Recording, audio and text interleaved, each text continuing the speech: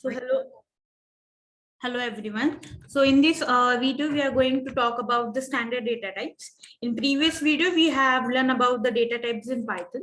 So there are some standard data types in Python. For example, you all know these are the 5 data types. For example, number, string, list, tuple, and dictionary. So like for example, if you want to save any person's name, address, email ID, and all those things. So at that time, the string data type we need to consider. And for example, we want to store the marks and some particular value, we need to consider the integers and the float. So these are the 5 standard data types in Python. There are many, like we have integers, we have a float, then we have a complex number. There are other data types as well, but these are the 5 which are considered as the standard data types, that is number, string, list, and tuple, and dictionary. So in this section, we are going to start with the numbers. So see, number stores the numeric value, and Python creates a number object when a number is assigned to the variable.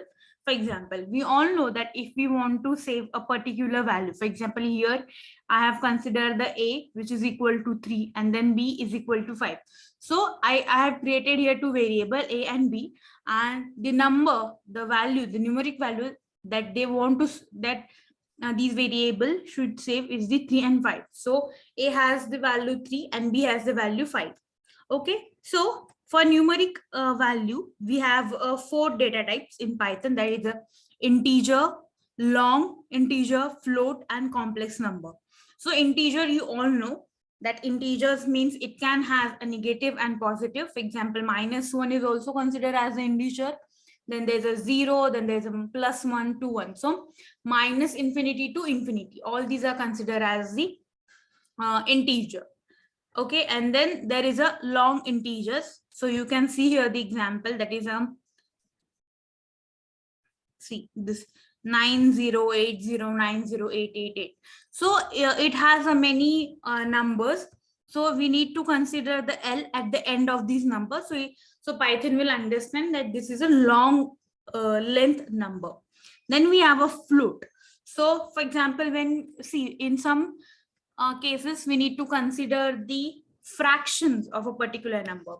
So when we consider the float, here you can see float always has a 2 parts. Okay, for example, here, so float always has a 2 part, that is a 9.902. Okay, so 9, the first, the point, the numbers which are before the points are considered as the whole number, and the points which are after the decimal is considered as a fraction. So in this number, in this float number, we have a 9 as a whole number, and 902, this is the fraction of that whole number. So when we check the BP, when we check the temperature, or in some physics, right, even in way, when we consider the weight of small children or baby, so in that cases we need to consider the fraction as well. So there are some situations where the fraction plays a very important role.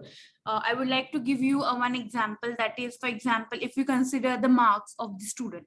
So we have a three students which has, for example, all those 3 students, if has a percentage is 98, 98, and 98, and we want to decide that which student is the high, which has have the highest score and which has the lowest score.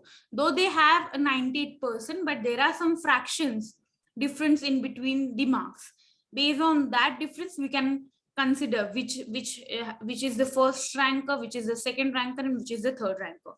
So in some situation, so in this type of situation, these float numbers play a very important role. Then we have a complex number. So complex number, again, it has a 2 parts, that is imaginary part, that is a real part, and then there is an imaginary part.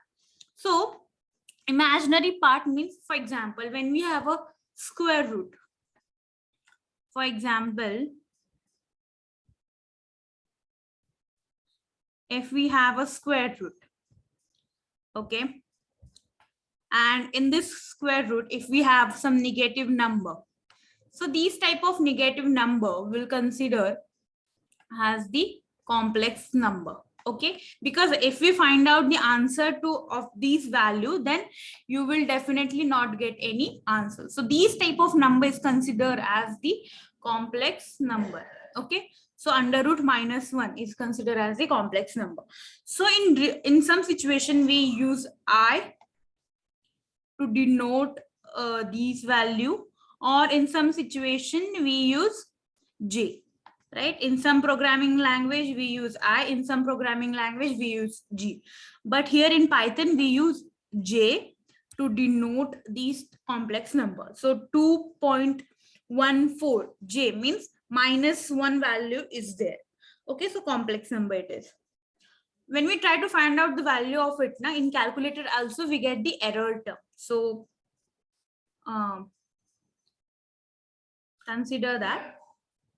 Okay, then next we have Python allow us to use a lowercase l to be used as a long integer. Always remember that Python is case sensitive. Okay, for example, long capital L or small l, both these things are different for the Python. Okay, so capital L will be used as the long integer. Okay, then we must use an uppercase to avoid the confusion. Then the complex number contain an order pair, for example x plus I y, so where x is a x and y denote the real and imaginary number. That part I have explained you.